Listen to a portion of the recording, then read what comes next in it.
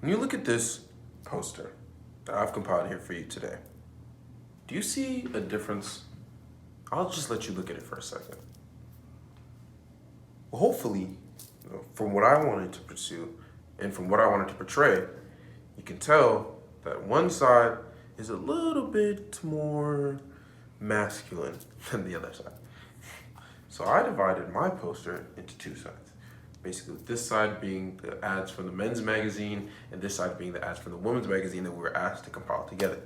I did not want to make it a whole jumble because honestly, I did want to show that there was a difference, because there is. So as we see, a majority of the data, as we start off on the women's side, that was consumed and coded had a lot of shades of emphasized femininity. Just over 50% of the findings had precise stereotypical like products and phrases, like insinuating the luxuries a woman's life should be, basically by men's standards, like cooking, cleaning, the what they call the ideal woman, basically, as like that's what they were basically talking about as well in the documentary. And about 20 to 30% of the data was food or cleanliness related. As you can see, a lot of it is food, and not just specifically food, but also all of the stuff was food that was specifically cooked. As you can see, obviously, by the hands, literally, of the women, because as I said, that's what they're good for, apparently, as you see by the ads. They have the scanned me here, just so you can get the recipe to have it perfect. They also have all of the ads that were for food and cooking were literally all for cooking except for this mozzarella ad. So, I mean, there wasn't really much else. There's a lot of shades of emphasized femininity, going back to all the food and the fact that women are only good for a few things, like cooking, and a lot of the ads that actually relate to health, of course, they use vocabulary like under control, like it is a problem. Less bleeding, same life, as we see in the next one, where it's like it's almost a problem that women are women. Of course, they have all of the ads for food, and for the scan here is where you can get the exact recipe, because as they say, they're supposed to stay in the kitchen and in the house. That's why you see all the house stuff, the house animals. They're the only ones that had the cat ads in them with cat food. All of their health stuff, literally, once again, just coming down to you should be lean, you should be fit. But who for? Well, I mean, fathers are all around the thing. So additionally, the magazine also kind of stuck to the theme of basically having skinny Caucasian women as their primary targets. Basically dark-haired, strong-jawed, long-legged stallions. As you see here, these were literally the only women that were in these magazines. They kind of veered away from them as almost if like they were scared, unless it was something where they could portray someone that was skinny. All the food ads didn't have a single character in them. All they had was hands showing the people cooking them. When it came down to the actual numbers, only 29% of the bodies were people of color, and only 12 of them were actual women of color. They were like here, males in the ad who are literally people of color, but they're not women in a woman's magazine, as if they're almost scared to represent that portion of women. So it was a very stark realization going through this data. Another final point that I wanted to add when it came to the women's ads of the side was that a surprising 100% of the ads relating to women taking care of their family and their home obviously did not relate them in the family. It just really related to the men.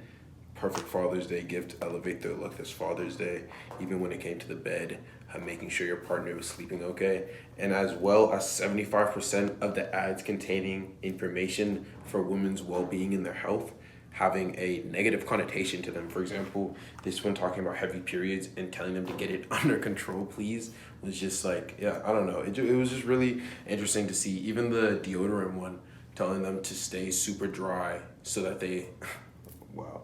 I mean, it was just interesting to me to see. But now moving on to the men's side. So when looking at the men's side, there were some very obvious connotations of hegemonic masculinity. Of the 19 ads that contained bodies out of the 30, only 3 of them displayed bodies with any signs of age.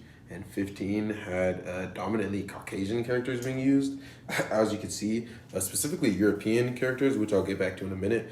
But in other words, it was like a great invitation basically to Guyland and like the specific like target audience, which is basically privileged middle-aged young white men.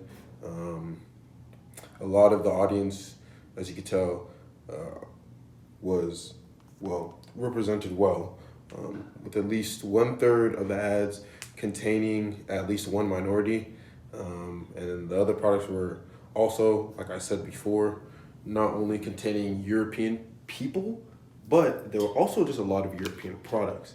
As you can see, the fragrances, they were European products, but they were available in the US. All of the watches were Belgian brand or Belgian, French, and Denmark. There was also a Danish brand and a Swiss brand.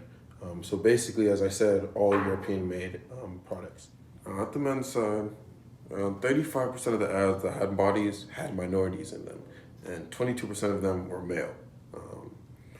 48% of the ads regularly were basically for clothing, with the majority of them being luxury type of items. Really only 10% of them were regular brands.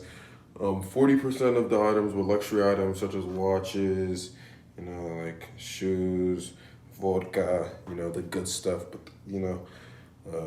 fashion Givenchy bags, stuff like that. 6% of them only were health related. And, well, as we can tell, one of them isn't even really a necessary health booster. The watch ads, as many of they were, they were varying in size and they were varying in how they were shown, obviously with characters, no characters. It was like they were really beaming for watches, just watches, luxury. They want men to live their full lives, to be as masculine as possible, as if you don't look good, you're not taking care of yourself, you're not a manly man, you don't look respectable or classified, women won't like you. And of course, back to the appeal of woman as well, all of the women that showed up as characters in this, 100% of them were portrayed in a scanty way. And all the fashion luxury stuff, they had very small clothing. The luxury fashion portrayed a woman basically pulling and biting on her blouse. I didn't use that part for the ad. I should have, but the other one also portrayed a woman putting her hands around her significant other's neck, as if almost to once again signify, oh, that's what she's there for, to comfort you. And while she's comforting you and doing everything else, you should live your life and get to the bag. Spend it on stuff like Dolce & Gabbana, Chrome Hearts, Prada, Boss. So hopefully through my presentation, you have been able to at least see the differences in treatment between men and women, especially when it comes to things such as just basic freedoms, basic allowances, basic attitudes. There's just so much discrepancy between what a woman can and cannot do, or are supposed to not be able to do and do, that it was just really baffling to do this project. But I'm really happy that I did, and it was very eye-opening. So I hope that anybody who watches this, especially the professor, does enjoy what I did. So thank you so much for watching.